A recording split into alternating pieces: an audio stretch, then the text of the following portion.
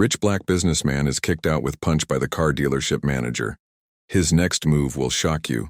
The glass door of the sleek upscale car dealership swung open, announcing the arrival of a well-dressed man in his late 30s. His tailored suit, polished shoes, and confident demeanor turned heads instantly. Maxwell Jameson was no ordinary man. He was a self-made entrepreneur who had risen from the gritty streets of Detroit to become the CEO of a thriving tech company. Maxwell had his eyes on a particular luxury car, a limited edition sports model he'd been researching for months. Stepping inside, he greeted the receptionist with a warm smile and made his way to the showroom floor.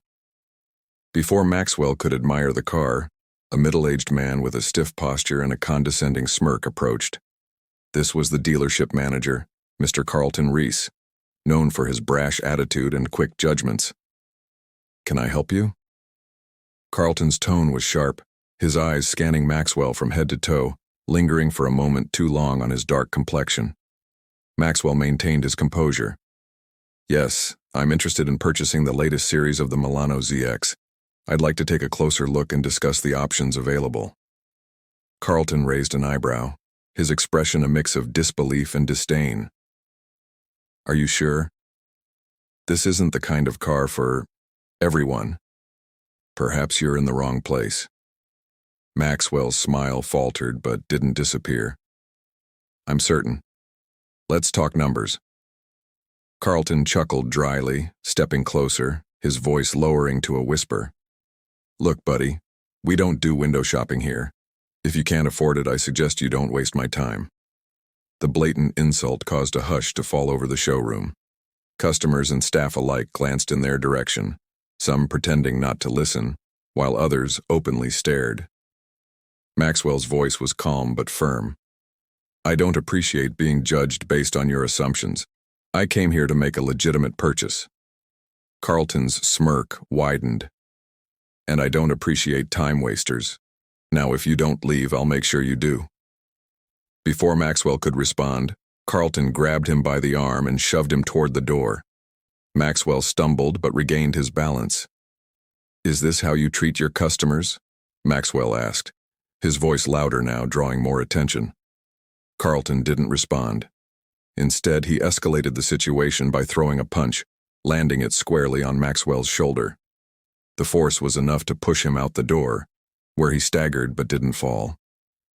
Maxwell stood there for a moment, stunned but composed. The humiliation was palpable, yet he simply adjusted his tie, straightened his jacket, and walked away without another word. The entire dealership buzzed with murmurs, but Carlton, unfazed, returned inside as if nothing had happened. 3 weeks later, Carlton Reese received a letter in the mail. The letterhead bore the name J&J Acquisitions, a company Carlton had vaguely heard of but couldn't place. The letter was brief. "Dear Mr. Reese, we are pleased to inform you that J&J Acquisitions has successfully purchased the entirety of Reese Luxury Motors. As the new ownership transitions, we invite you to meet with our representatives to discuss your future with the company. Warm regards, Maxwell Jameson, CEO, J&J Acquisitions." Carlton's face turned ashen. The name rang a bell now. Maxwell Jameson, the man he had publicly humiliated and assaulted. His mind raced as he reread the letter. It couldn't be true. But as the reality of the situation sank in, Carlton realized the tables had turned, and the man he had wronged was now in control of his fate. Carlton Reese sat frozen in his office chair, the letter crumpled in his trembling hands. His heart pounded as he replayed the events of that fateful day in the showroom. Maxwell Jameson. How could he have known? The next morning, the dealership was abuzz with whispers. News of the acquisition had spread quickly, and the staff speculated about what changes might come. Carlton, however, stayed locked in his office, consumed by dread. At exactly 10 a.m., the glass doors opened, and in walked Maxwell Jameson. His presence commanded the room, and the employees fell silent, their gazes fixed on him. Maxwell was dressed impeccably, his calm confidence unshaken by the memory of his earlier humiliation in the same space.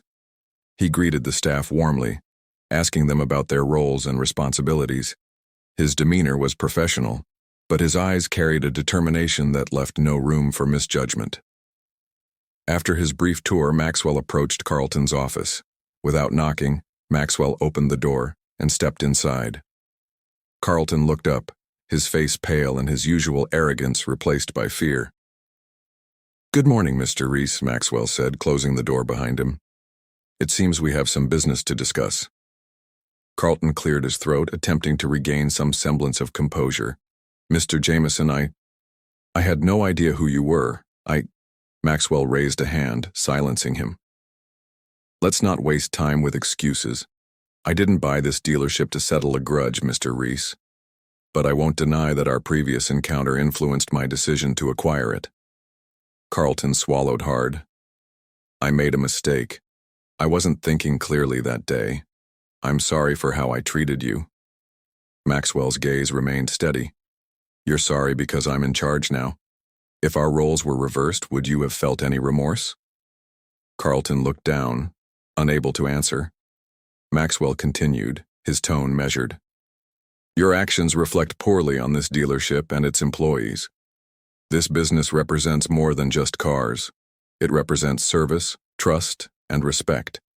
Yet you've turned it into a place where judgment and discrimination thrive." "I can change," Carlton blurted. "Give me a chance to prove it. I've been with this company for years. This dealership is my life." Maxwell studied him for a moment, his expression unreadable. Then he nodded. "Very well. I'm not interested in ruining lives, Mr. Reese, but I am interested in accountability. Here's what will happen." Carlton leaned forward, eager to hear his fate. "You will no longer serve as the dealership's manager. Instead, you'll take on a new role, a customer service representative. You'll spend your days interacting with every customer who walks through these doors, ensuring they receive the respect and care they deserve. Consider it an opportunity to learn humility." Carlton's jaw tightened, but he nodded. "Understood. And one more thing," Maxwell added. "You'll participate in regular diversity and inclusion training, both for your sake and the sake of the team. This dealership will become a model of fairness and respect under my leadership." Carlton nodded again, his pride wounded, but his job intact. "Thank you for giving me another chance." Maxwell stood and extended his hand. "Don't thank me. Prove to me, and to yourself, that you can change.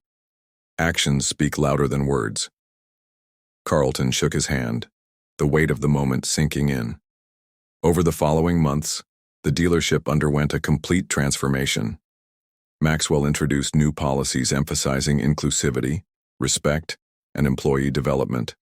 Customer satisfaction soared, and the dealership's reputation blossomed. Carlton, meanwhile, struggled initially in his new role. Interacting directly with customers forced him to confront his biases and reconsider his approach. But as time passed, he began to change. He listened more, judged less, and found genuine satisfaction in helping others.